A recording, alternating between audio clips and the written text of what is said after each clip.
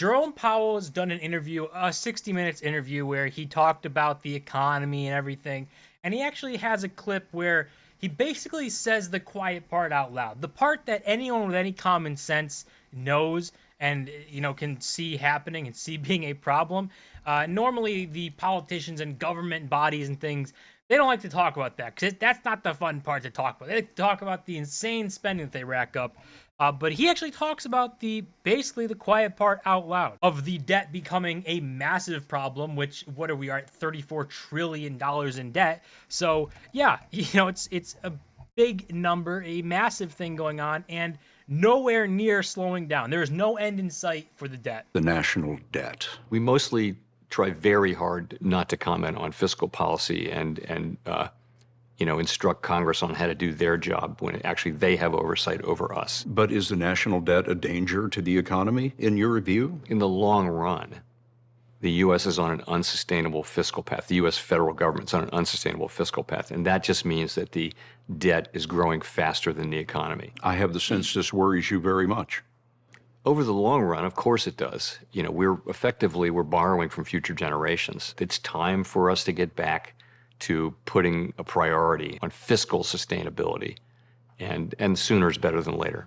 So you can see him there saying, obviously, the amount of debt that's already there is a problem, but the growth of it is the bigger problem, right? The deficit spending is going absolutely insane, going nuclear, and there's no stop in sight. And now it's growing faster than the economy, so it's becoming a problem. We already have our debt to GDP over 100%, so obviously we're just going up and up from here. And there's a clip that introduces this clip that talks about how big of a problem this really is, and not even that far in the future.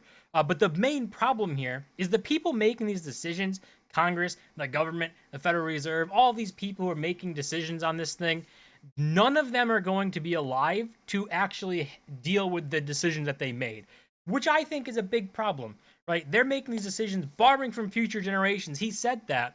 And none of them are going to deal with the consequences of their own actions.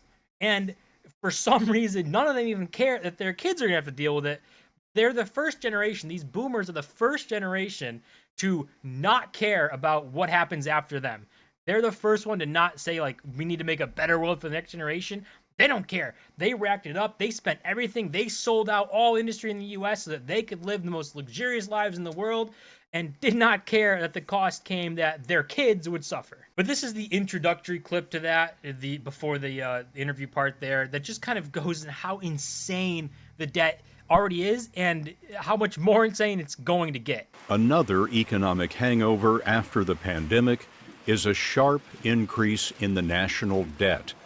30 years from now, it is projected to be $144 trillion, or $1 million per household. $144 trillion in debt in just 30 years.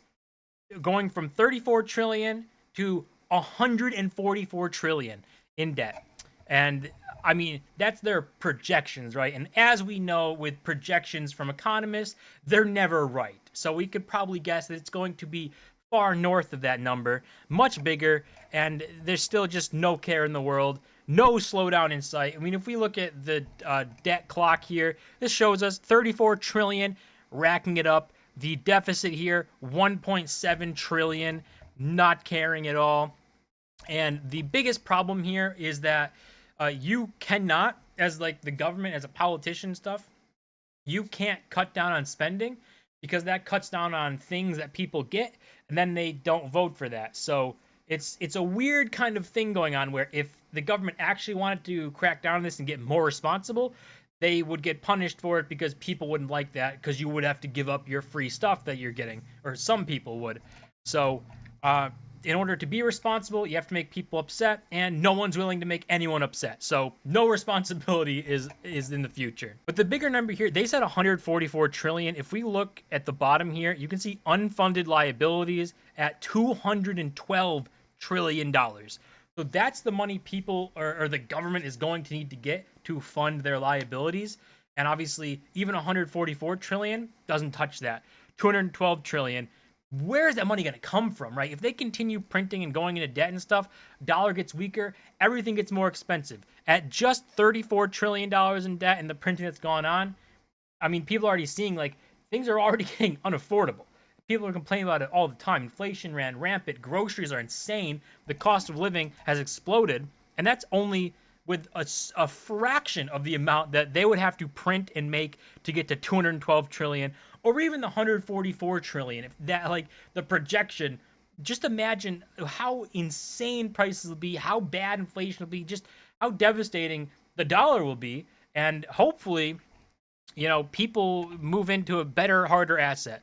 Obviously, I would say that would be Bitcoin, something to actually protect yourself against this, because these numbers are insane. They are absolutely ridiculous. If you would have gone back 40 years ago and said, you know, we're going to be talking about trillions like they're common, just a common thing, people would go, oh, you're crazy, you're insane. And fast forward, and trillions are normal. Send a trillion here, send a trillion there, spend a trillion on this, doesn't matter.